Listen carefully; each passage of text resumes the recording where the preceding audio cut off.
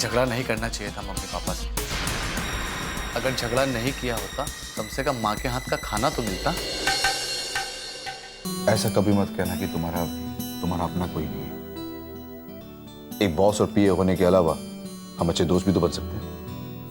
मैं तुम दोनों के लिए खाना बना दूंगी। मैं अपना खाना बनवाने के लिए आपको 3000 रुपए महीना दूंगी। जिस माँ ने तुम्हें बहू से बढ़कर माना, उसे तुम नौकरानी का दर्जा दे रही हो। आपके हाथों से ये खून हुआ है, जिंदगी भर के लिए भूल जाइए आप पर चोरी का इल्जाम लगाया, घर में शराब पी के आई, फिर भी आप उसको इस घर में बर्दाश्त कर रही हैं। क्यों माँ, क्यों? आप उसे धक्के मारकर क्यों नहीं निकाल देती हैं? आपका बेटा बेटा नहीं, कलंक है वो, कलंक। उसे धक्के मार के निकाल दीजिए माँ। तुम्हारे कलेजे में उस वक्त तक ठंडक नहीं पहुंचेगी जब तक तुम अपने भाई और भाभी को इस घर से निकाल ना दो। हाँ, तो जैसे आवारा बेटे और बहू की इस घर में कोई जगह नहीं है, जिसने मंदिर जैसे घर को अपवित्र बना दिया है। तुम दोनों को ये करते हुए शर्म नहीं आई? ये मेरा घर है, हम यहाँ कुछ भी करें। तुम कौन होती बोलने वाली? बेशरम, अपने माँ बाप की इज्जत का तमाशा तो बना ही दिया तूने। अरे कम से कम अपनी बीवी की इज्जत का तमाशा तो मत बना। उसको तो इज्जत की चादर उड़ा कर रख। ये हमारा घरेलू मामला है, तुम्हें बोलने की जरूरत नहीं। ये सिर्फ तेरा घर नहीं है, यहाँ मेरा नाम भी जुड़ा है, समझे? बेटी भगवान के लिए चुप हो जा। किसके मुंह लग रही है तू? नहीं माँ, आज मैं चुप नहीं रहूंगी। आज मुझे मालूम पड़ा कि इसकी कलाई पर राखी बांधकर मैंने राखी का भी अपमान किया है। बस दीदी बस, कहीं ऐसा ना हो जाए कि आज भाई और बहन का रिश्ता ही खत्म हो जाए।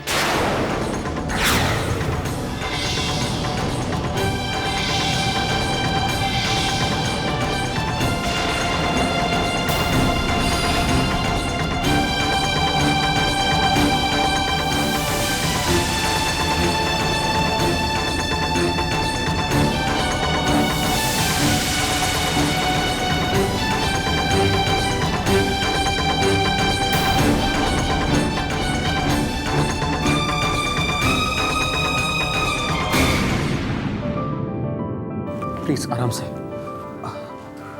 आप आराम से बैठिए।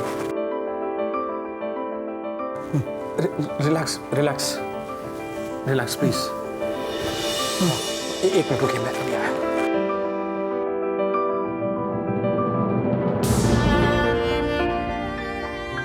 लीजिए पानी पीजिए पापा। आप पीजिए, आराम से पीजिए प्लीज।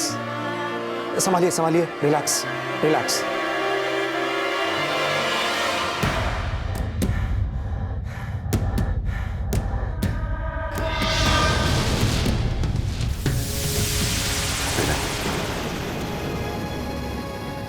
मुझे ऐसा लग रहा है कि कातिल हूं, गुनहगार हूं। पापा ये आप क्या कह रहे हैं? जो भी हुआ वो अनजाने में हुआ।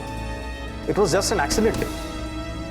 आपने किसी का खून नहीं किया, किसी का कत्ल नहीं किया। प्लीज पापा रिलैक्स। मुझे लगता है कि मुझे पुलिस के सामने अपना गुनाह कबूल कर लेना चाहिए कि मैंने उस मासूम आदमी की जान ले ली। पापा ये क्या पागलपन है?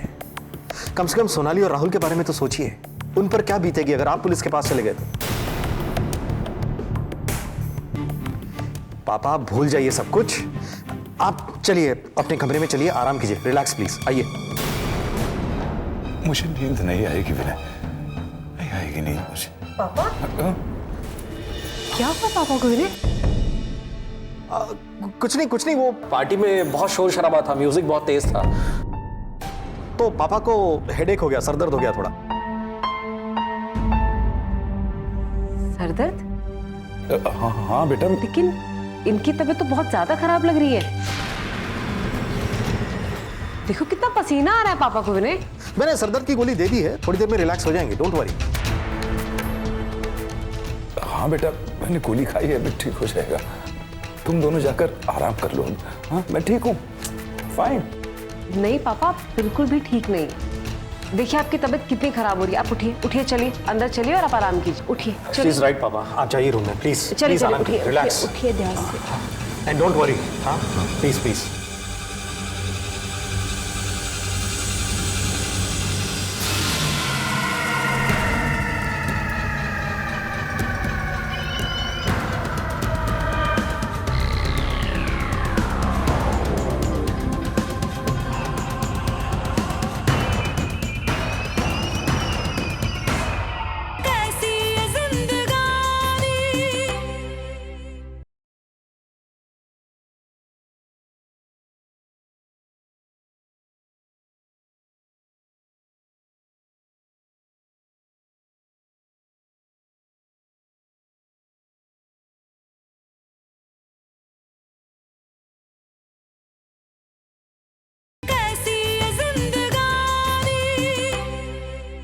जी शर्मा जी, बस मैं अभी घर पहुंचा हूं कुछ देर पहले।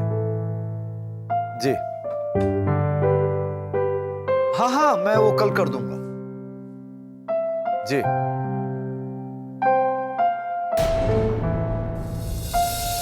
हाँ, वो मैं कल आपको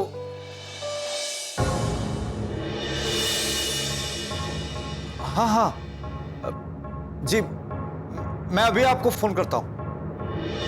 जी अब क्या कर रही हो तुम? मैं ठीक करती हूँ। अरे सुनो, तुम्हारी तबीयत तो सही है ना? ठीक है। ओ, तो फिर जरूर मधु ने तुम्हें कुछ कहा है। नहीं, उसने कुछ नहीं कहा। तो फिर परेशान क्यों? सुरेखा आई थी। सुरेखा आई थी? अरे तो इसमें दुखी होने वाली कौन सी बात है? डर तो यही है कि आज सुरेखा का इस घर में इतना बड़ा अपमान हुआ कि शायद कभी भी इस घर की दहलीज पर कदम रखे।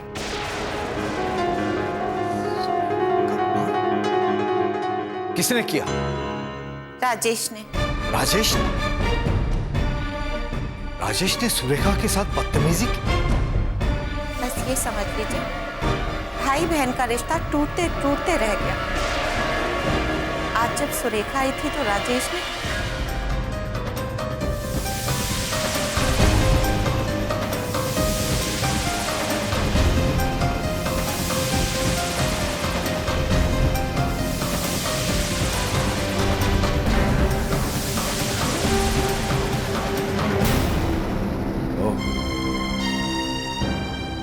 तो नौबत यहां तक आ गई।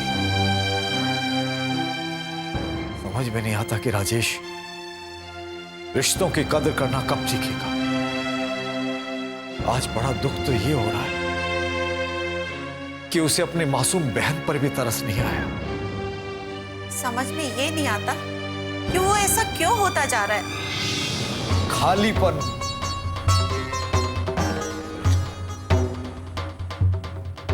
राजेश का ये खालीपन, कहते हैं ना कि खाली दिमाग शैतान का घर। अरे वो कुछ काम करता तो कुछ सीखता, अच्छे लोगों में बैठता, कुछ अच्छी सभ्यता आती, कुछ अच्छे संस्कार आते। वो काम ही कब करना चाहता है? जिस आदमी को अपनी पत्नी की कमाई पर जीने की आदत पड़ जाए वो जिंदगी में कुछ नहीं कर सकता। ये बहुत बड़ा कड़वा सच है। मुझे रात दिन राजेश की ही चिंता खाए जा रही है। अगर मधु का काम बंद हो गया तो राजेश का क्या होगा? मुझे हमेशा इस बात का डर लगा रहता है कहीं ये हालात राजेश को बहुत बड़ी मुसीबत में न डाल दें। मधु जिस तरह से राजेश की सारी जरूरतें पूरा कर रही है, वो अपने पैरों पर कुल्हाड़ी मार रही है। मधु का इस तरह काम करके राजेश को खिलाना राजेश को हमेशा के लिए निकम्मा बना देगा।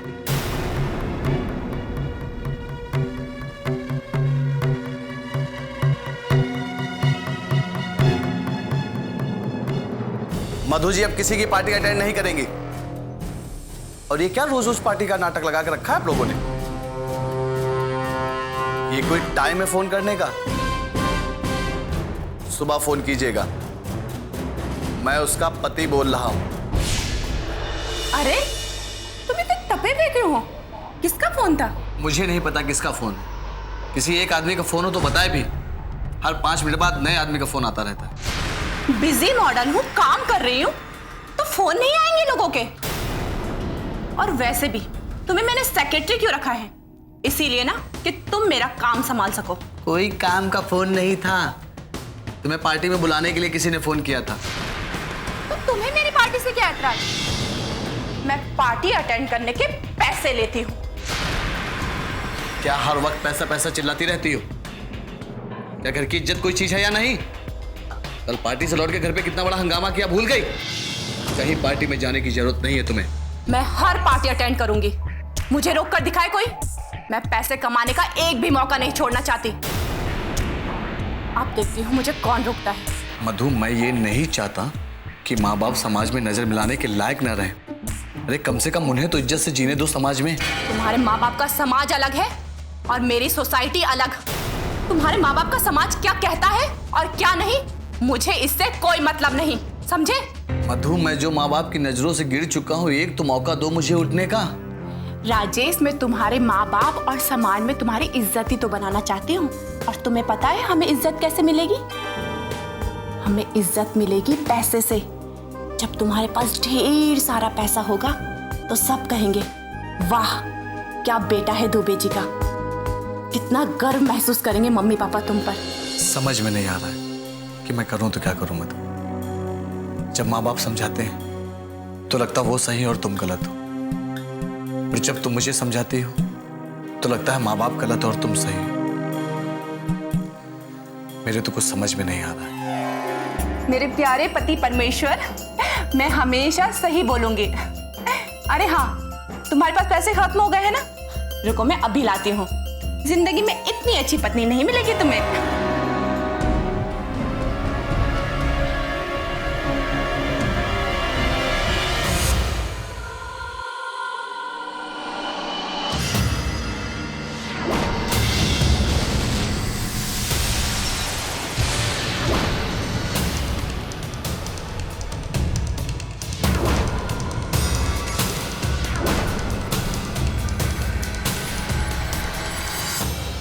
अब इस राज को आप हमेशा हमेशा के लिए अपने सीने में दफन कर लीजिएगा कि आपसे किसी का खून हुआ है।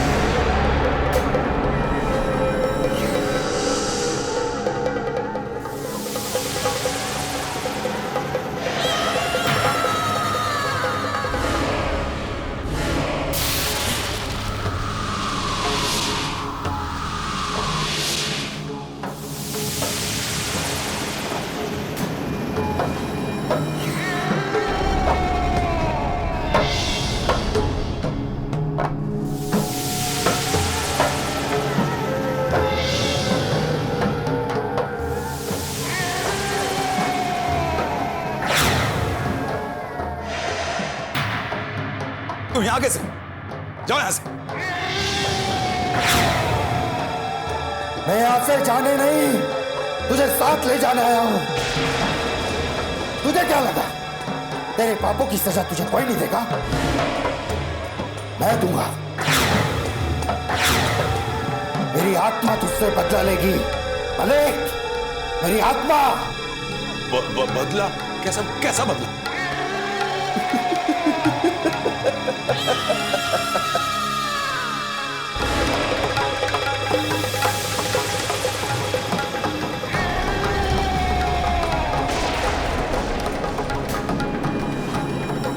मेरी आत्मा को मुक्ति नहीं मिली मालिक।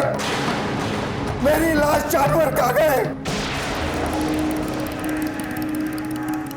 अगर मेरी चिता जल जाती तो शायद मुझे मुक्ति मिल जाती, मगर नहीं, मेरी आत्मा भटक रही है और मैं तेरी जान लेके रहूंगा। उसके बगैर मेरी मुक्ति नहीं है।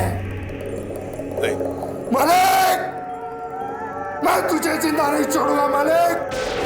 छोड़ दो मुझे। नहीं छोड़ूंगा। नहीं, छोड़ दो मुझे, छोड़ दो मुझे। नहीं! पापा क्या हुआ? आप चिल्लाए क्यों? वो आदमी है। वो आदमी कौन? वो मेरी जान लेना चाहता है बेटा। कौन आदमी? कोई भी तो नहीं है यहाँ पर। आप सपना देख रहे हैं, यहाँ पर कोई भी नहीं है। पापा ये तो अच्छा हुआ सोनाली मंदिर गई हुई है, नहीं तो उसे सब कुछ पता चल जाता। आप क्यों अपने हाथ से अपनी कब्र खोद रहे हैं? अब आप प्लीज संभालिए। और अब चलिए तैयार हो जाइए, ऑफिस के लिए देर हो रही है।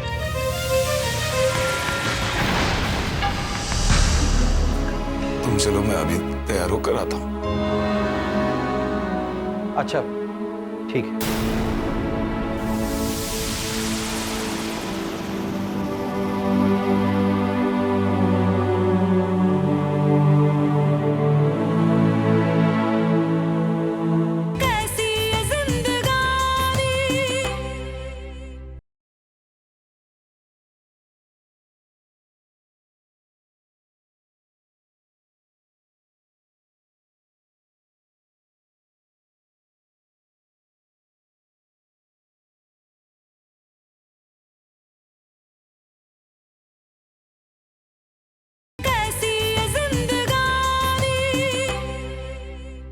Thank you so much.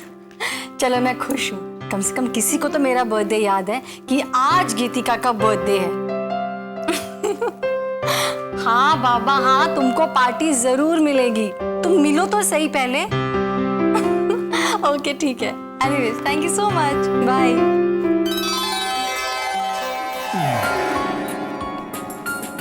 Happy birthday to you. Happy birthday to you. Madhur, कैसे लगा तुम्हारा birthday gift? Thank you so much. सिर्फ थैंक यू सो मच? इतना अच्छा गिफ्ट दिया है, मैंने सोचा इसके बदले में कुछ अच्छा सा किस विस वगैरह। हाँ हाँ मिलेगा बाद में। बाद में? हेलो, गिफ्ट के अगेंस्ट रिटर्न गिफ्ट तो होता है ना? हाँ बाबा, सारे रिटर्न गिफ्ट्स मिलेंगे, लेकिन बाद में जब हम बर्थडे सेलिब्रेट कर आएंगे ना। ये तो बेईमानी हुई। नकद अभी, माल की डिलीवरी बाद में। देखो मधुर, आज मेरा बर्थडे है तो आज का सारा प्लान मेरे अकॉर्डिंग होगा। देखो अभी हम लोग घूमने जाएंगे, उसके बाद हम लोग किसी अच्छी से रेस्टोरेंट में लंच करेंगे, फिर एक अच्छी सी मूवी देखने जाएंगे, रोमांटिक मूवी। हाँ, और उसके बाद फिर हम लोग डिनर करेंगे, फिर आइसक्रीम खाएंगे और एक पान खाएंगे। उसके बाद जब हम घर आएंगे ना, उसके बाद तुम्हें मिलेगा तुम्हारा रिटर्न गिफ्ट। ये सब प्रोग्राम अभी से होगा तो ऑफिस में काम कौन करेगा? आज ऑफिस की छुट्टी है और आज पूरा दिन तुम मेरे साथ स्पेंड करने वाले हो। गीतिका सुनो, ऑफिस में बहुत काम है मुझे। काम तो रोज होता है ना, मेरा बर्थडे क्या रोज रोज आता है? अच्छा एक काम करते हैं, तुम अपने हाथों से मेरे लिए लजीज खाना बनाओ, मैं जल्दी से ऑफिस में काम खत्म करके दोपहर तक आता हूँ, फिर हम साथ में बैठ के लंच करेंगे और फिर एक लॉन्ग ड्राइव पे चलेंगे और उसके बाद और जो जो तुम्हें चाहिए पान वगैरह वगैरह। पक्का? Promise.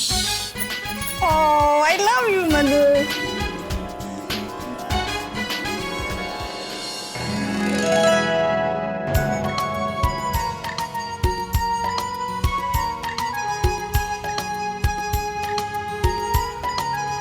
Happy birthday day.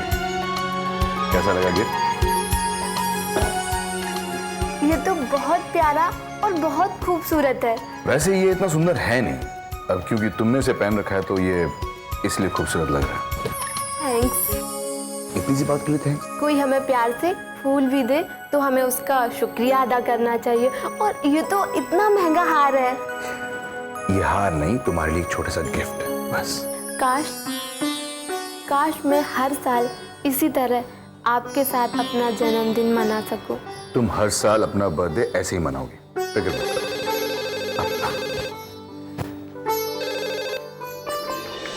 Hello, तुम अभी तक घर नहीं आए मधुर। मैं कब से तुम्हारा वेट कर रही हूँ। तुम क्या कर रहे हो अभी तक ऑफिस में? गीतिका, मैं पहुंच जाऊंगा, ठीक है?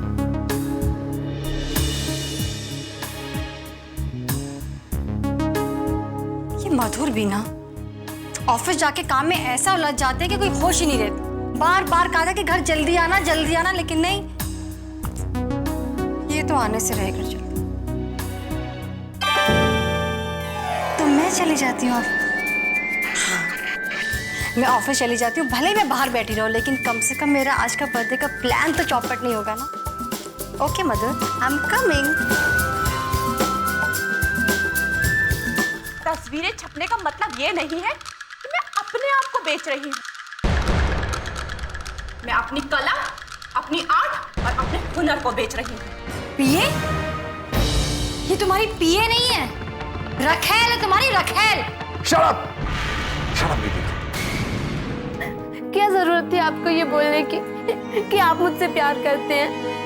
रिया, समझने की मुझे कुछ नहीं समझना, मुझे नहीं करना यहाँ नौकरी। मैं जा रही